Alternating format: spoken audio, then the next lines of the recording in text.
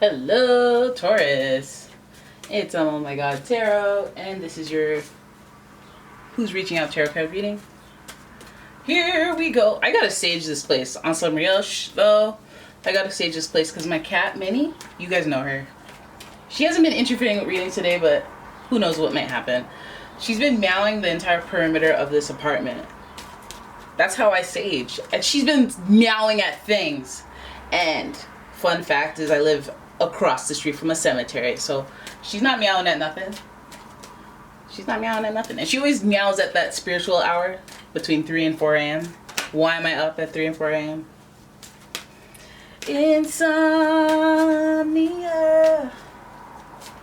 Alright, we're going to get to your reading now. Now that I've bared my soul to you, we're going to get to your reading right away. I'm using the astrology reading cards like I always do.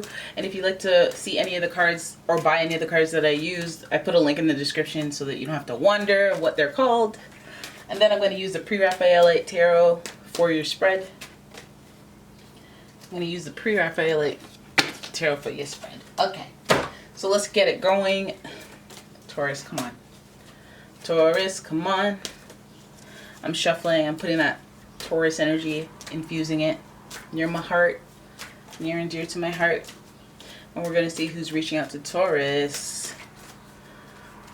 Where's that good juju at? First card. Scorpio. Okay. You want to show up again? You want to show up again. So Scorpios are really being all up in this energy. So if you have a Taurus sun, moon, rising, you're going to be experiencing some Scorpio-like energy.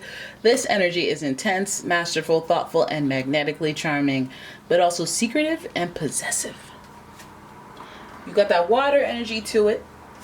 And so when we have this Scorpio intense, deep water connection feeling type thing, we're dealing with Pluto energy, we're dealing with Mars energy.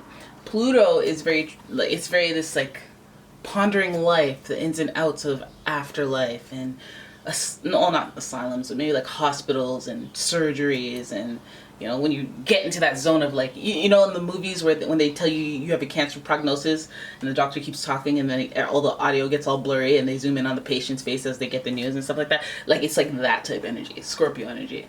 So that's some deep thinking, some like astral projection type thinking.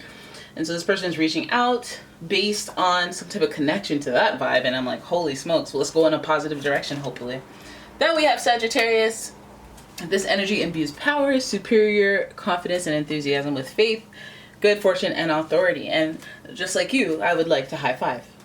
Because if we're going to start doing the deep ponderation, let's do it through the filters of a Sagittarius. Because they're very, very broad-minded, very enlightened, very wise, and a seeker of knowledge. So they're always into that higher learning, whether it's through experience, adventure, or, hey, picking up a book. Alright, so this person is also known to be somewhat of a man-eater type thing. Like, you know, male or female, doesn't matter, but the expression is there. Very attractive person. Very attractive person. Maybe this person is reaching out to know why. They want to clarify, educate themselves, learn something from you. Your next card. Aries is back. Aries is back. Okay, so we've got that person who's very fiery. We've got a person who's very, yes, adventurous. Yes, they want to explore. But that Aries energy is also very self-involved. Not in a negative way, but like they have a clear direction. They have a clear direction, an idea of what they want out of conversations. So looking at this fire and water energy, we have somebody who's kind of emotional. Not gonna lie, kind of emotional and more on the fiery side. So let's hope that this speaks to their quest or thirst for adventure more than it speaks to, you know, their anger. We don't want you angry. You can be, you know, there's some, you know, maybe self-righteousness could be there, up in there too. This person came to preach at you. Some of you guys may not be here for that. But we do have emotions running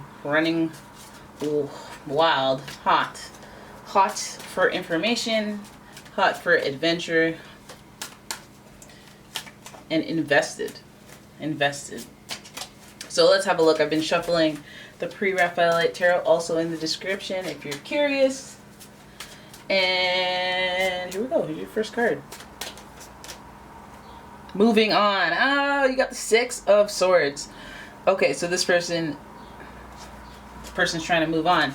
Now, we may have touched on it earlier inadvertently about moving on, wanting to get some answers. Maybe they're a little resentful, maybe they're a little upset with you, and they want to know why. Why did you do this to me? Why? They're pondering the depth of life. Why? Why did you leave me? Alright, so I want to pause on that for a second. It can mean so many things. They're talking about moving on. Maybe they want help. Maybe they're inspired by you. Maybe they want information like that. Doesn't necessarily have to be negative, but we are dealing with the sword, so it's almost attracted to challenging aspects of life. So, alright, and then we have, boom, we got the trifecta of fire. We have Leo here with the Strength card.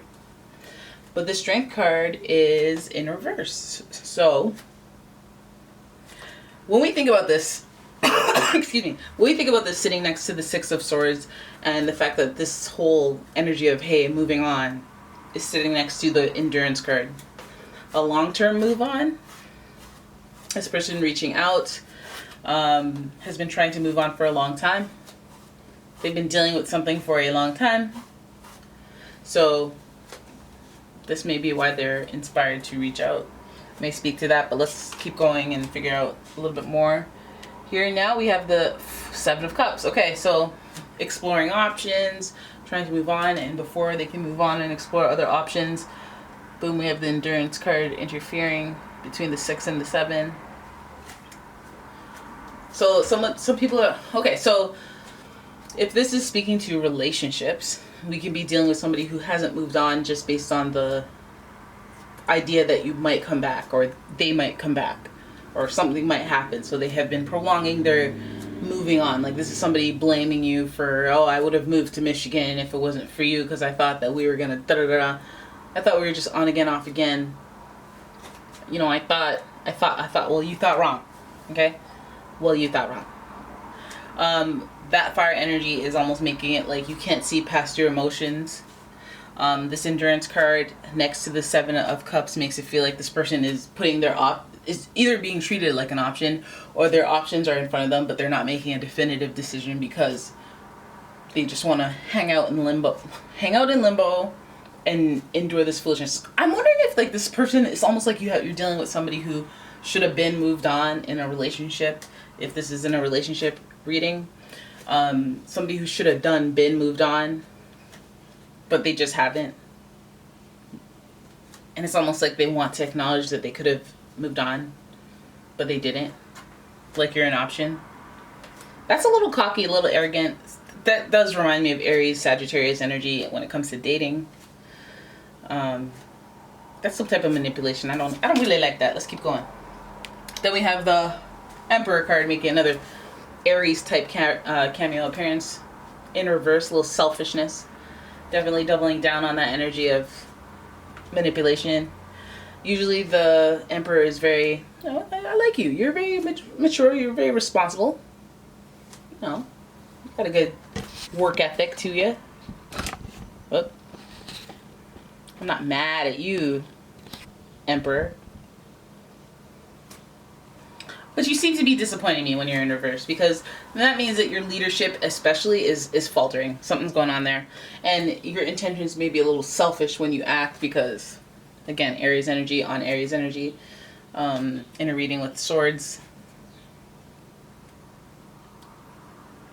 The only thing that gives me like some type of, okay, well, you know, things might be progressing as I ask myself why, hovering over Sagittarius, trying to be informed, trying to seek out options. This person might be trying to figure things out past what has happened. Maybe this person has been just in a state of limbo hoping that things will work out, and now they've reached a point where they're like, you know what? I gotta make a definitive decision. I gotta be the Aries, have the level of initiative of an Aries and get things started, get things moving, especially as a fire indicator here. And especially with that whole Emperor energy and the leadership theme, it's almost like they have to like assert themselves and ask questions, and you know, you may feel like some interrogation is in order there. We got more fire co-signing this reading with the Temperance card in reverse. So this person may be losing faith.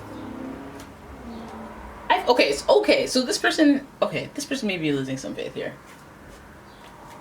Some of you guys are in a relationship where your partner is kind of wondering, why the heck am I still enduring this foolishness? Alright? Why am I still putting myself through this?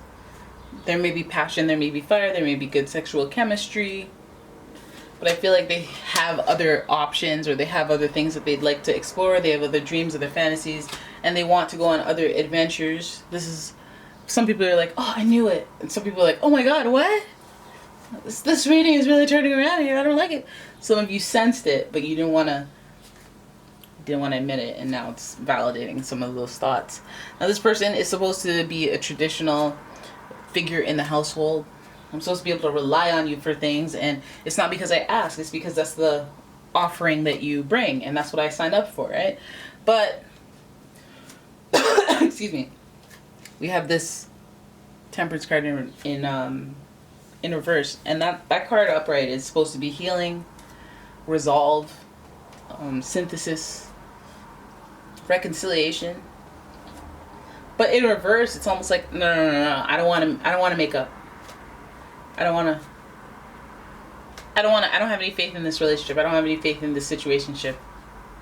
Right? But this comes at the end of the reading, so it's weird because the Aries is the beginning of the deck, and it makes me feel like, oh, you're just kind of being selfish right now. You're going through a little bout of being selfish. You're seeing me as an option right now. You know, you're not in a state of appreciation right now. You're not passionate about me right now. Seems like it's firing, and you know the thing about fire is that it's not one of those things that just goes on and on and on. Like, what the heck? Unless it's like a furnace, unless it's contained. Fire is wild, and Sagittarius, they're very much about travel and being free and exploring and being on this adventure, and that's what makes me feel like the Sagittarius energy with the Temperance card and the Theme card and the options. It's like one of those Sagittarius situations where when they're in a relationship, they feel like they're being held back because they have commitment issues. But when they get to be free, then they're like, oh man. That's why I feel like this is like, you know, healing and reconciliation is here. But right now, I'm on my worst behavior. I'm on my Aries little kid in a candy store. I need to be free, Sagittarius, non-committal. Yeah, I'm possessive of you, so here comes a little bit of manipulation, right? We've been doing this for a long time, and I'm kind of bored, you know, type, let me see what I can get. You know, maybe this person isn't like, I'm not saying they're cheating or anything like that. I feel like they're wondering more than anything, what lies beyond? Let me break up so I can get on these dating apps, because Sagittarius usually have some integrity thing in their head. Maybe they just believe in karma. Definitely Scorpios believe in karma, so not really thinking about, let me betray you. They're thinking, let me explore my mind and stuff like that. But it feels like it's like, are you just going through some fiery up and down where you're just going to be all selfish for a minute, and then you're going to come back with the roses? Be like, I'm sorry, babe.